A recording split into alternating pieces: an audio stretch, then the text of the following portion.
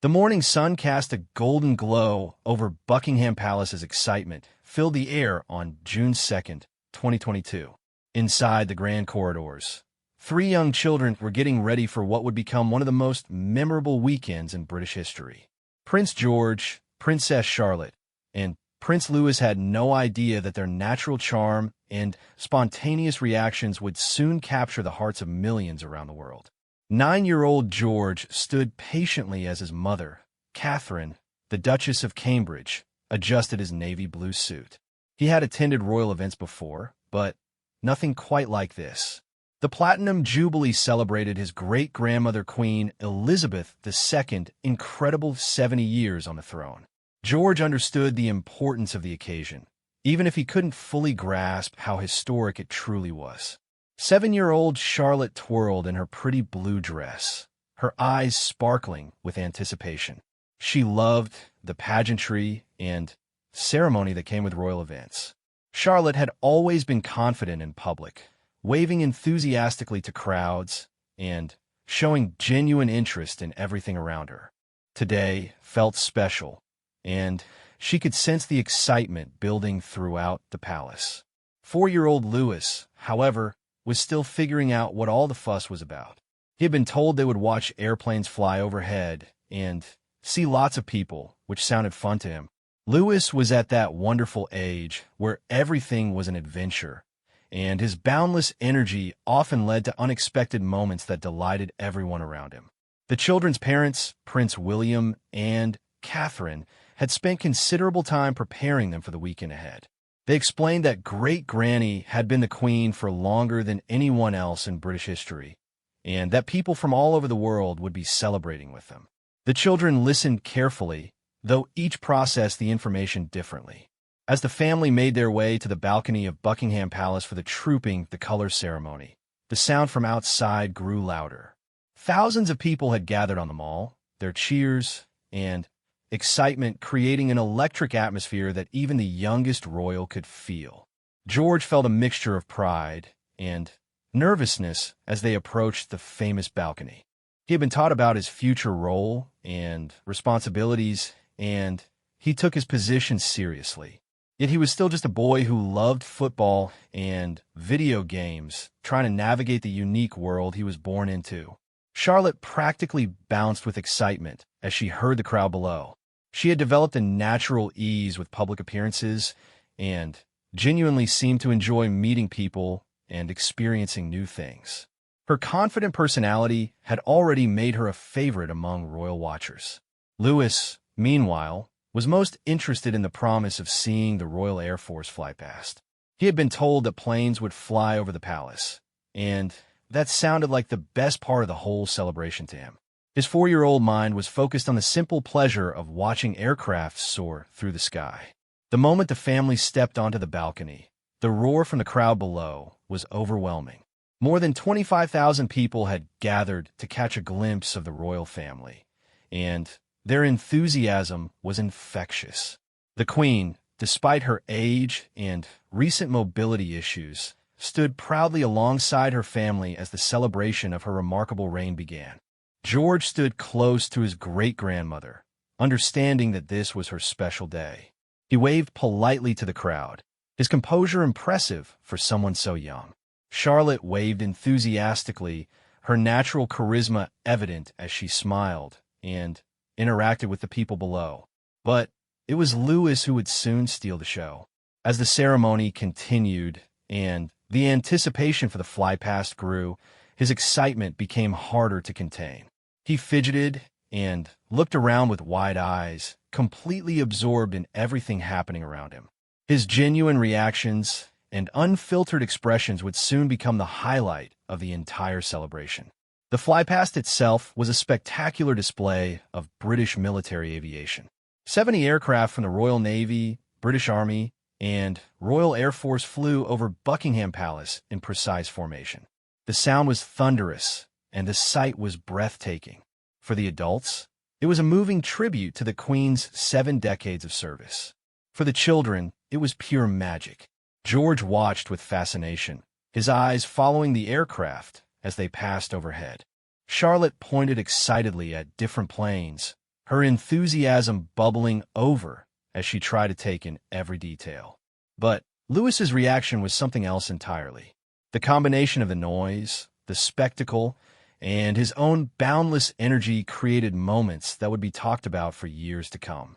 As the last aircraft disappeared into the distance and the official ceremony concluded, the royal family made their way back inside the palace. The children had no idea that their appearances on the balcony had already begun circulating around the world. Social media was buzzing with videos and photos of their reactions, particularly Lewis's animated responses to everything happening around him. The weekend was just beginning, and already the young royals had reminded everyone why the monarchy continues to capture public imagination. Their innocence, authenticity, and natural charm provided a perfect contrast to the formal ceremony and ancient traditions surrounding them. They represented both the continuity of the royal family and its future, embodying hope and joy in a way that resonated with people everywhere. As evening fell over London, the three children settled down after their first day of Jubilee celebrations. They had participated in history, though they wouldn't fully understand the significance for years to come. What they had done, quite simply by being themselves, was create moments of pure joy that would be remembered long after the formal speeches and official ceremonies were forgotten. The stage was set for 3 more days of celebration, and if the first day was any indication, the royal children were going to be the unexpected stars of their great-grandmother's Platinum Jubilee weekend. The second day of the Platinum Jubilee brought a different kind of excitement as the royal family prepared for the service of Thanksgiving at St. Paul's Cathedral. The ancient cathedral, with its magnificent dome and historic significance, would host dignitaries from around the world in celebration of the Queen's extraordinary reign. George woke up early that morning, his mind still processing the incredible events of the previous day. He had seen the photographs and videos that his parents showed him of their balcony appearance, and he was beginning to understand just how many people had been watching them.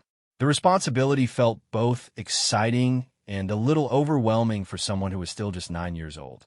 Charlotte bounced out of bed with her usual energy, eager to wear another beautiful outfit and see what new adventures the day would bring. She had always shown a natural grace in public settings, and yesterday's success had only boosted her confidence. She loved the attention and the chance to be part of something so special and important.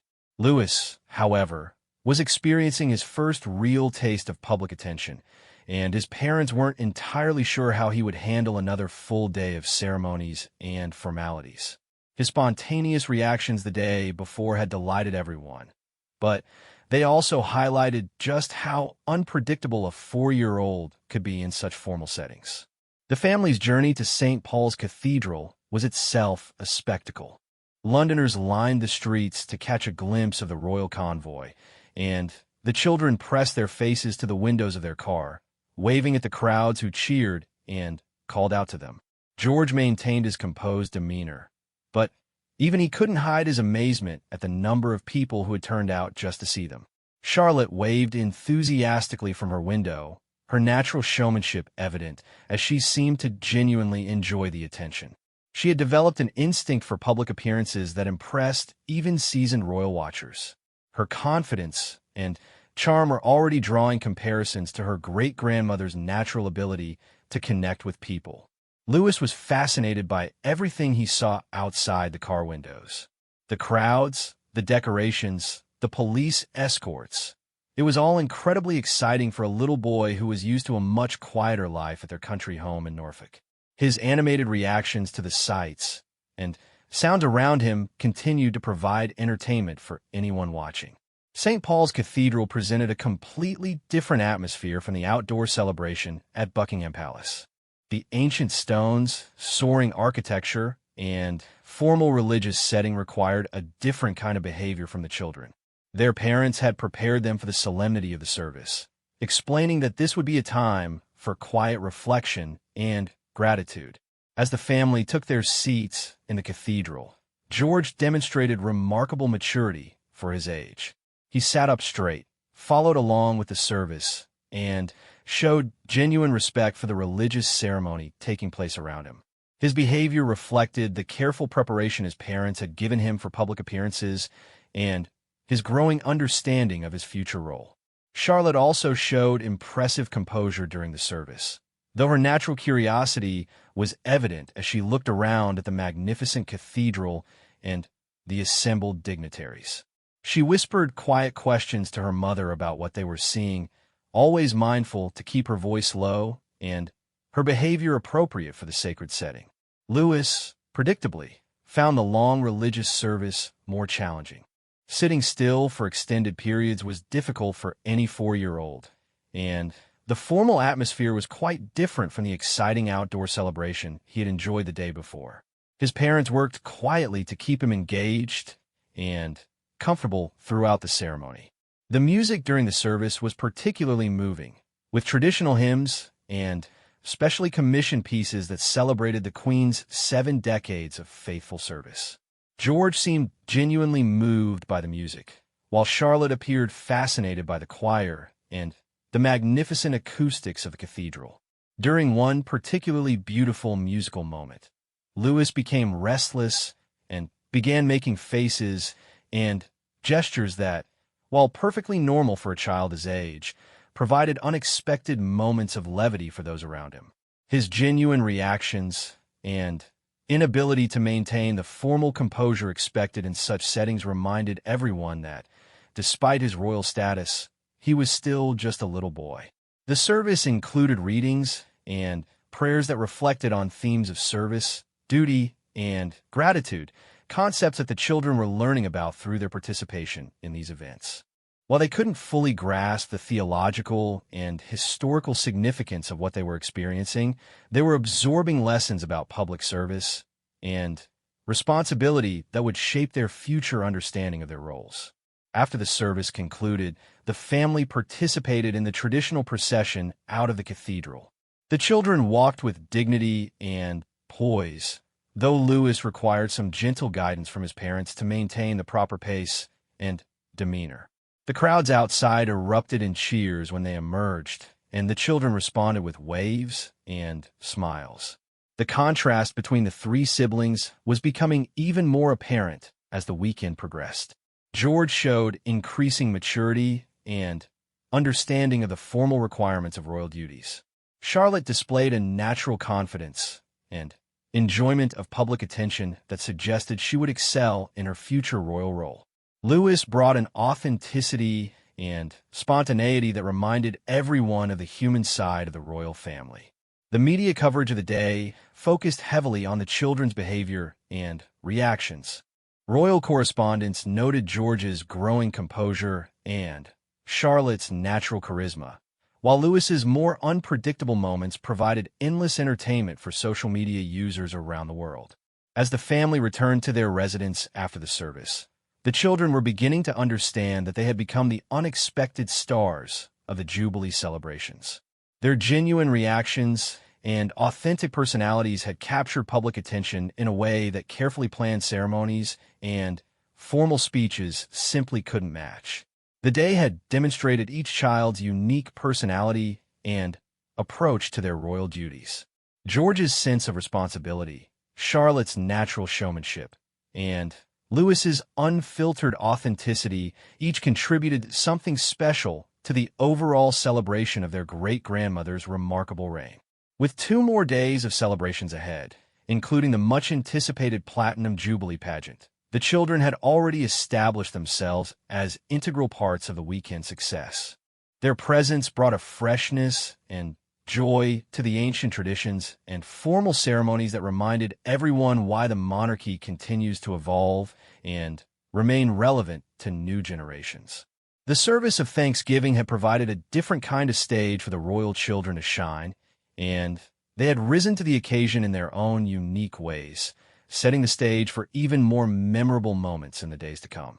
Saturday arrived with a buzz of anticipation throughout London as the city prepared for the BBC's Platinum Party at the Palace. This would be unlike anything the royal children had experienced before. A star-studded concert featuring some of the world's biggest entertainers, all performing in honor of their great-grandmother's 70 years of service. The children spent the morning at Windsor Castle, where the Queen had been staying. George, Charlotte, and Louis had a special opportunity to spend quiet time with their great-grandmother before the evening's festivities began. These private moments were precious, allowing them to see her not just as the monarch, but as the caring great-grandmother who loved hearing about their school activities and favorite games. George showed the Queen his latest school project about British history, proudly explaining what he had learned about previous kings and queens. His great-grandmother listened with genuine interest, occasionally adding personal anecdotes about historical events she had witnessed firsthand. For George, these stories brought history to life in a way no textbook ever could. Charlotte entertained the Queen with stories from her ballet and tennis lessons, demonstrating some of the moves she had learned. The Queen's face lit up with joy as she watched her great-granddaughter's enthusiasm and natural grace. Charlotte's confidence and charm reminded many observers of the Queen's own personality at that age. Louis, in his typical fashion, was most interested in showing his great-grandmother his toy collection and explaining the intricate rules of games he had invented. The Queen listened patiently to his animated explanations, occasionally asking questions that delighted the 4-year-old and encouraged him to elaborate on his imaginative stories. As afternoon approached, preparations began for the evening concert. The children were told they would see famous singers and musicians perform, though they didn't fully understand just how spectacular the show would be. The stage setup behind Buckingham Palace was massive, with elaborate lighting and sound systems that had taken weeks to install. George was particularly excited to learn that some of his favorite songs might be performed during the concert.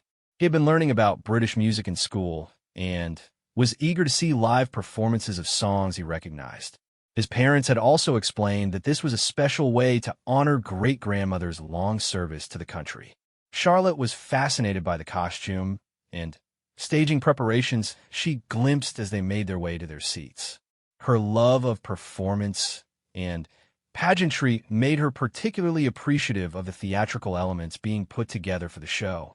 She asked countless questions about how the lighting worked and how the performers had learned their routines. Louis was most impressed by the size of the stage and the number of people working to set everything up. His 4-year-old mind was amazed by the scale of the production, and he kept pointing out different elements he found interesting, from the giant screens to the elaborate scaffolding that supported the technical equipment. When the concert began, the children's reactions were immediate and genuine. The opening performances featured contemporary artists alongside classical musicians, creating a musical journey through the decades of the Queen's reign. The blend of different musical styles and generations of performers created something truly special. George found himself genuinely moved by some of the more emotional musical moments, particularly when performers spoke about what the Queen's reign had meant to them and to the country. He was beginning to understand the deeper significance of the celebration and his great-grandmother's role in British history. Charlotte was captivated by the staging and choreography of the performances. Her eyes lit up during the more elaborate musical numbers, and she could be seen moving slightly in her seat to the rhythm of songs she recognized. Her natural response to music and performance was evident throughout the evening. Louis, predictably, had the most animated reactions to the concert. When upbeat songs played, he danced in his seat with uninhibited joy. During quieter moments, his attention sometimes wandered, leading to whispered conversations with his parents and some of the facial expressions that had already made him famous during the weekend celebrations. One of the evening's highlights came when Sir Elton John performed via video link from his tour. The children knew some of his most famous songs, and George and Charlotte sang along quietly, while Louis clapped enthusiastically. The legendary performer's tribute to the Queen was both personal and moving, reflecting the genuine affection many artists felt for the monarch. When Diana Ross took the stage for the concert's finale, the entire audience was on their feet, including the royal children. Charlotte was particularly enchanted by the legendary performer's presence and energy, while George showed his appreciation through enthusiastic applause. Louis, overwhelmed by the excitement and volume, alternated between dancing joyfully and covering his ears when the music became too loud. The concert's grand finale featured a spectacular light show and fireworks display that illuminated Buckingham Palace and the London skyline. The children watched in wonder as colors danced across the palace facade, transforming the familiar building into something magical and otherworldly. George stood transfixed by the technological artistry of the light display, asking his father how the effects were created and marveling at the precision of the synchronized elements. His curiosity about how things worked was evident as he tried to understand the technical aspects of what he was witnessing. Charlotte was enchanted by the beauty of the visual spectacle, pointing out different colors and patterns as they appeared on the palace walls. Her artistic eye appreciated the creativity and artistry of the display, and she expressed wonder at how the building could be transformed so dramatically. Louis's reaction to the fireworks was pure, unfiltered delight.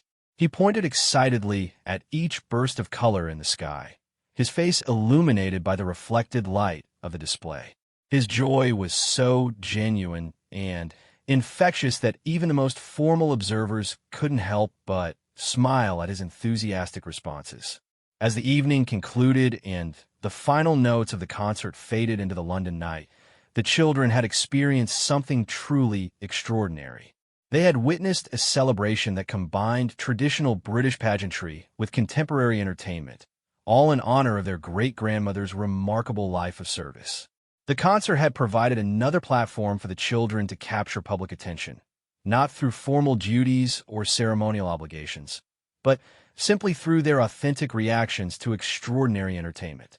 Their genuine enjoyment and natural responses reminded everyone watching that, despite their royal status, they remained children capable of wonder and joy. The media coverage of the concert inevitably focused on the children's reactions alongside the performances themselves. Their presence had added a special dimension to the celebration, representing both the continuity of the royal family and the promise of its future. As they made their way back to their residence after the concert, the children chattered excitedly about everything they had seen and heard. They had participated in another historic moment, though they would only fully appreciate its significance years later. What mattered most was that they had experienced pure joy and wonder, sharing those emotions with millions of people around the world who watched their reactions with delight and affection. Sunday morning brought the final day of the Platinum Jubilee celebrations, and, with it, the most anticipated event of the entire weekend, the Platinum Jubilee pageant. This spectacular procession would tell the story of the Queen's 70-year reign through a combination of military displays, cultural performances, and community celebrations that would stretch from Buckingham Palace through the heart of London. The children woke up with a mixture of excitement and exhaustion. 3 days of celebrations had been thrilling, but even royal children could feel overwhelmed by the constant attention and formal requirements.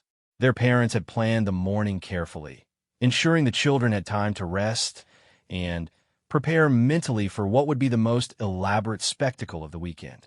George spent the early morning reading about the pageant in a special program that had been prepared for the family.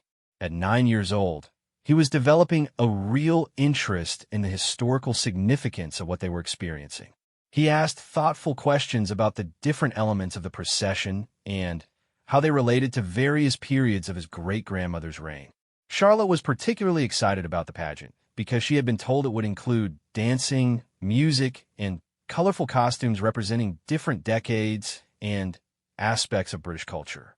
Her natural love of performance and pageantry made this event especially appealing to her. She had even practiced some of the wave techniques her mother had taught her, preparing for what she knew would be extensive public appearances. Louis, meanwhile, was most excited about the promise that the pageant would include horses, carriages, and what his parents had described as a giant puppet dragon. At 4 years old, these concrete, visual elements captured his imagination far more than abstract concepts about service and constitutional monarchy. As the family prepared for their final public appearances of the weekend, there was a bittersweet quality to the morning. The celebrations had been extraordinary, but they also marked the end of something special. The Queen's Platinum Jubilee would never happen again, and the children sensed that they had been part of something truly historic. The pageant itself was organized in several acts, each representing different themes and periods. The military section honored the Queen's role as head of the armed forces, while cultural segments celebrated the diversity and creativity of modern Britain. Community groups from across the United Kingdom had traveled to London to participate, making it a truly national celebration. When the family took their positions for viewing the pageant, crowds had already gathered along the entire route. The children could hear the excitement building even before the procession began.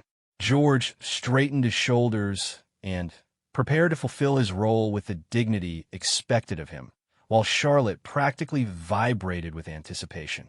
Louis, however, was beginning to show signs of the fatigue that comes with too many formal occasions. His parents recognized the warning signs: the fidgeting, the glazed expression, the tendency to focus on random details rather than the main event. They knew they would need to be creative in keeping him engaged throughout the lengthy pageant. The pageant began with a spectacular military display featuring mounted guards in full ceremonial dress. The precision and pageantry of the military sections captured George's attention immediately. He watched with fascination as different regiments marched past in perfect formation, their uniforms representing centuries of British military tradition. Charlotte was enchanted by the horses and the elaborate uniforms of the mounted guards. She had been learning to ride herself and was particularly impressed by the skill of the riders and the training of the horses. Her questions about the different breeds and their training showed a genuine interest that went beyond mere spectacle. Louis initially focused on the horses as well, pointing excitedly at different animals and making observations about their colors and sizes.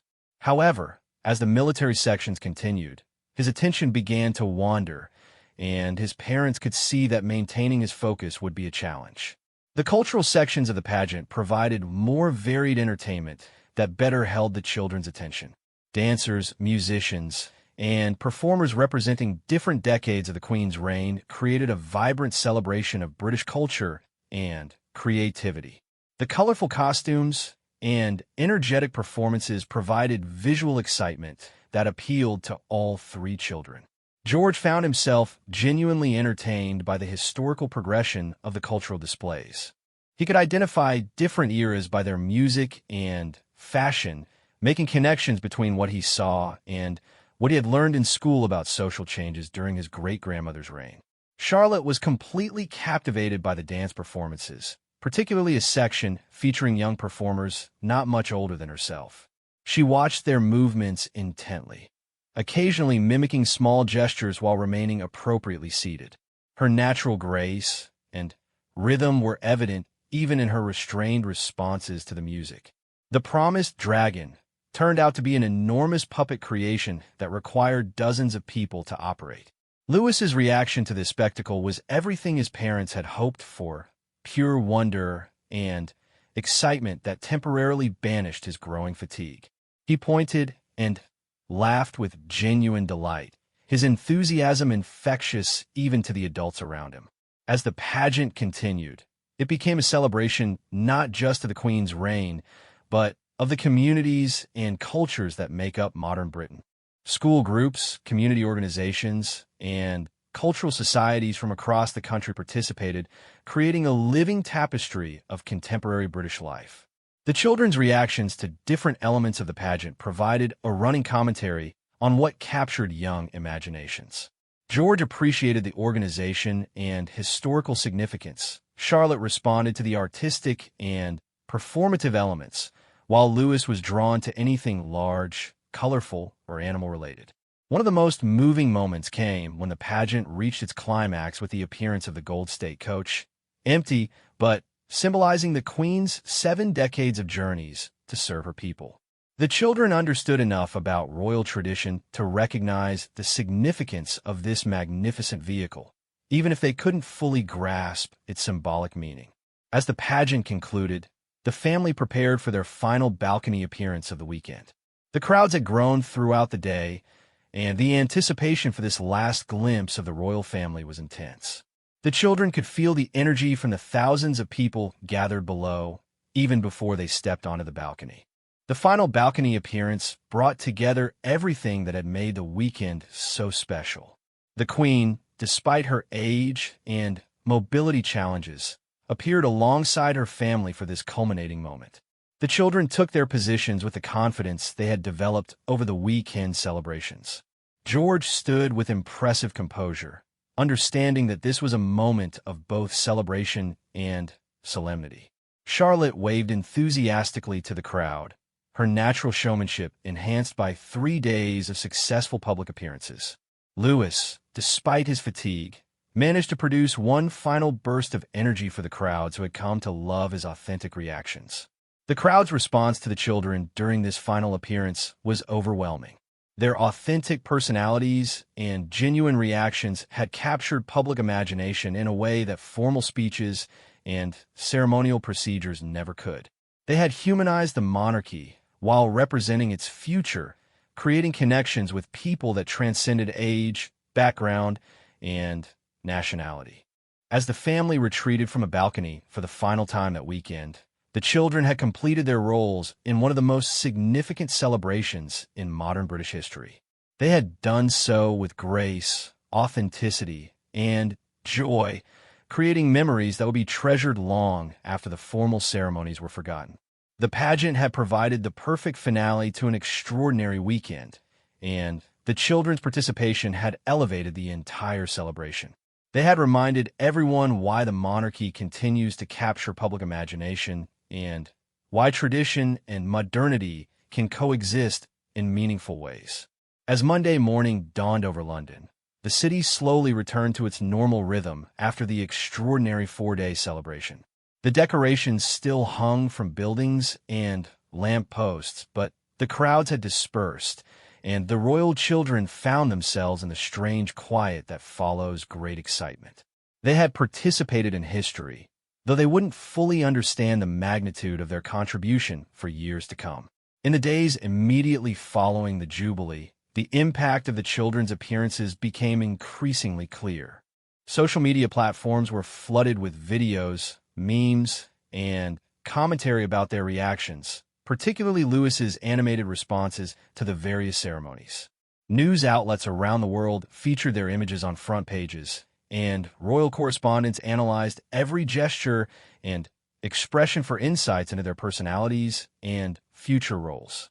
George processed the aftermath of the weekend with characteristic thoughtfulness.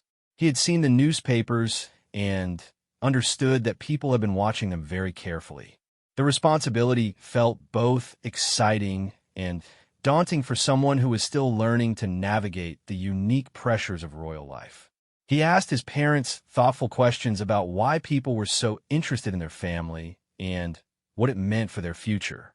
Charlotte embraced the positive attention with confidence that surprised even her parents. She had clearly enjoyed being in the public eye and seemed to understand instinctively that her natural charm and confidence had resonated with people. She asked to see more of the photos and videos from the weekend, delighting in the positive reactions people had shared. Louis, at 4 years old, remained largely unaware of the global phenomenon he had become.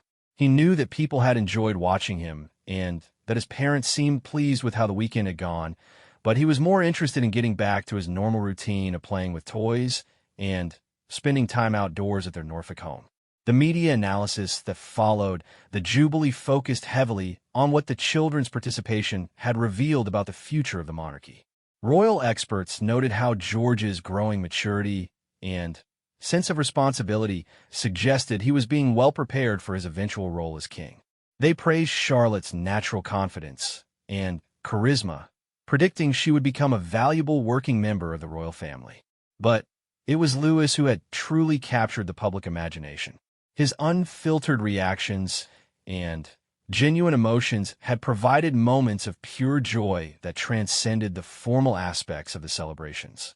Child psychologists and behavioral experts weighed in on his development, noting how his responses were perfectly normal for a 4-year-old, but refreshingly authentic in the context of royal protocol.